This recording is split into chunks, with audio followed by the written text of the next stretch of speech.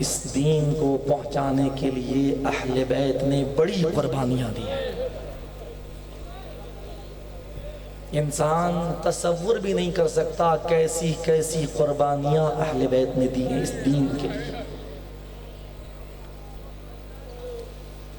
کوئی سوچ سکتا ہے کہ اس کی پسلیاں توڑی جائیں جو بضعِ رسول ہو؟ اجرکم علی اللہ۔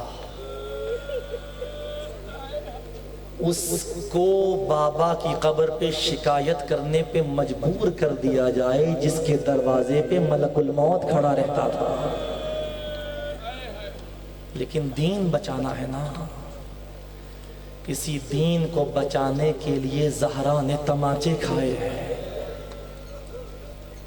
اسی دین کو بچانے کے لیے علی کے گلے میں رسیاں آئی ہیں۔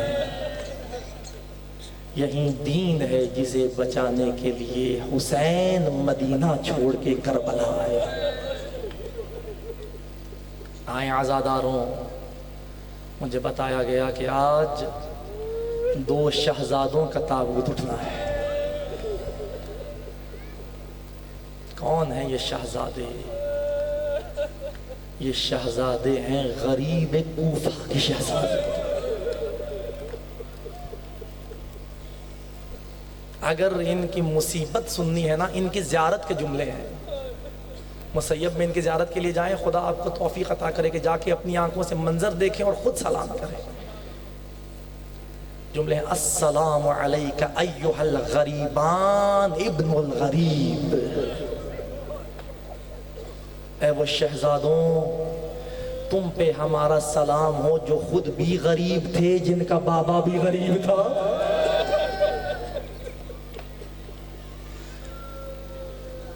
اے وہ شہزادوں، تم پر سلام ایھا المذبوحان،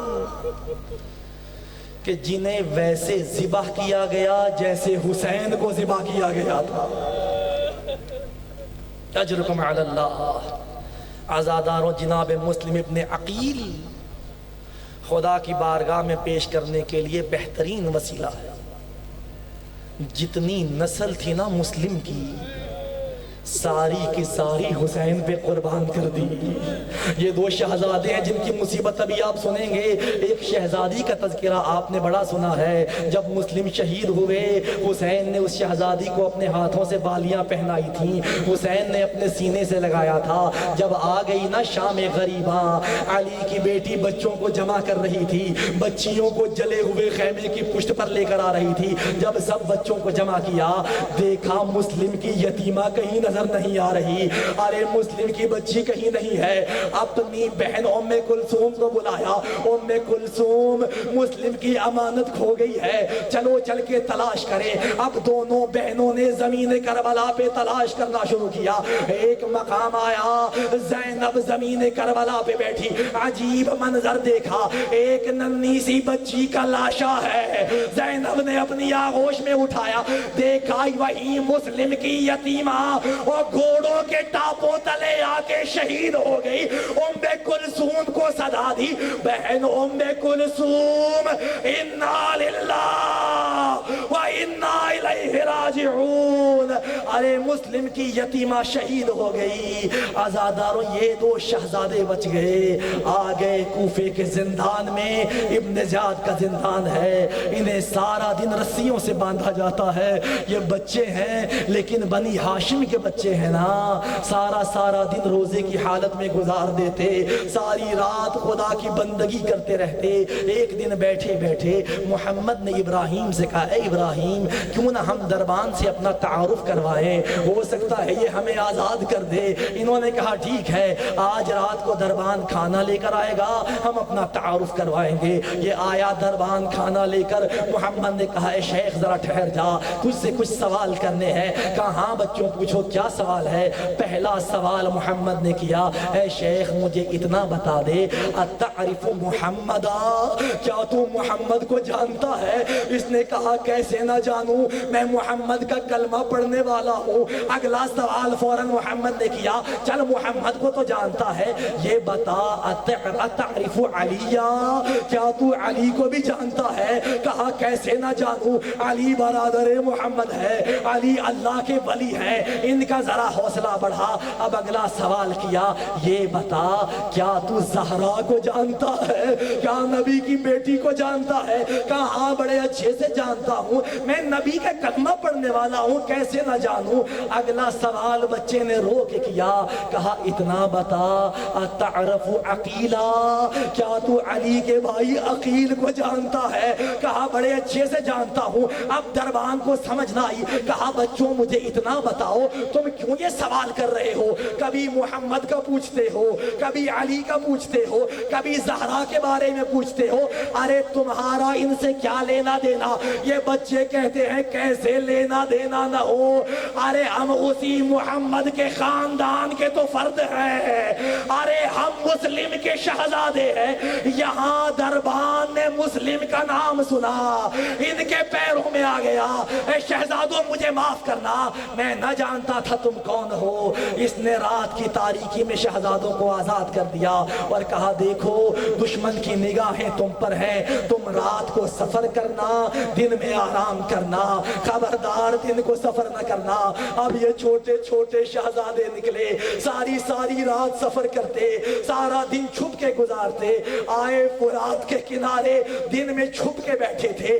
ایک خاتون پانی لینے آئی، کہتی ہے میں نے نہر سے پانی بھرنا چاہا، مجھے دو چاند سے چہرے نظر آئے، ان کا عکس پانی میں نظر آ رہا تھا، میں نے دیکھا تو دو شہزادے ہیں جو چھپ کے بیٹھے ہیں، میرے دل میں بڑا رحم آیا، میں انہیں اپنے ساتھ اپنے گھر لے آئی، ان کا تعارف ہوا، میں نے کہا تم میرے گھر آرام کرو، کوئی قافلہ آئے گا نا مدینہ جانے والا، میں تمہیں مدینہ روانہ کر دوں گی۔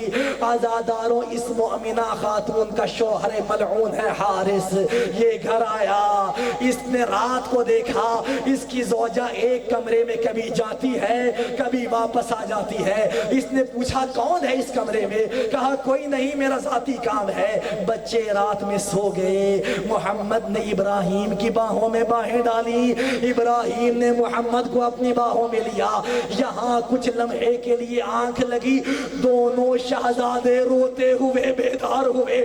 محمد نے ابراہیم سے پوچھا بھیا کیوں روتے ہو؟ کہا میں نے خواب دیکھا ہے۔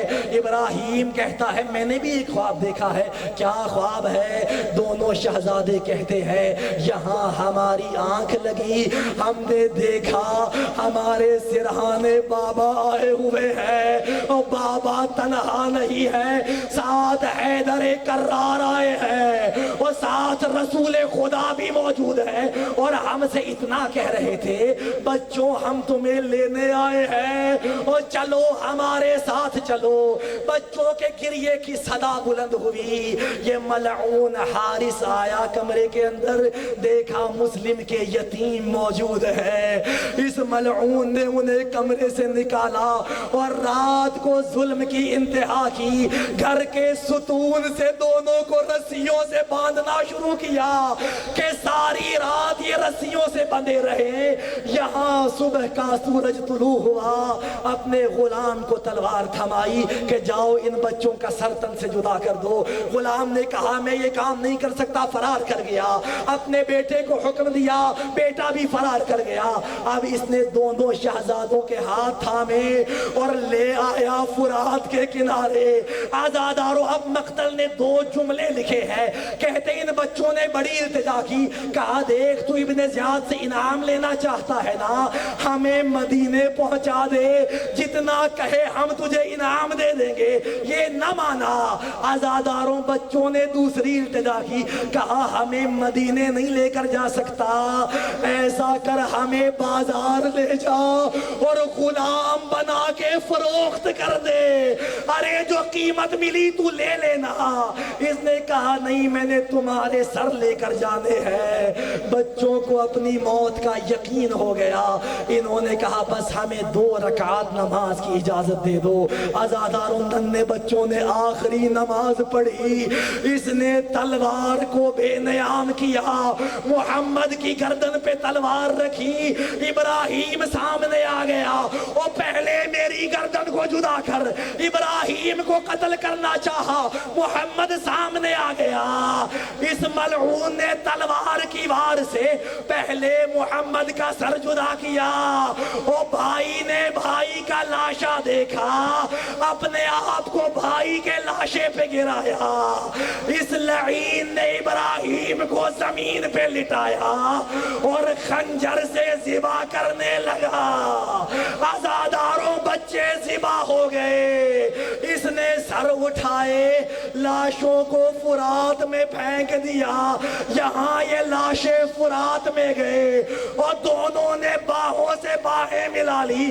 میں عرض کروں گا اے محمد و ابراہیم, یہ تمہارا مقدر ہے.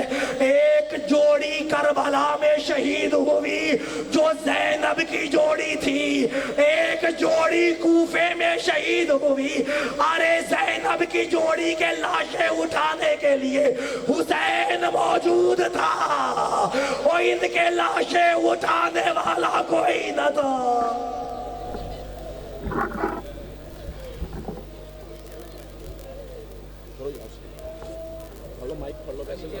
نیچے نا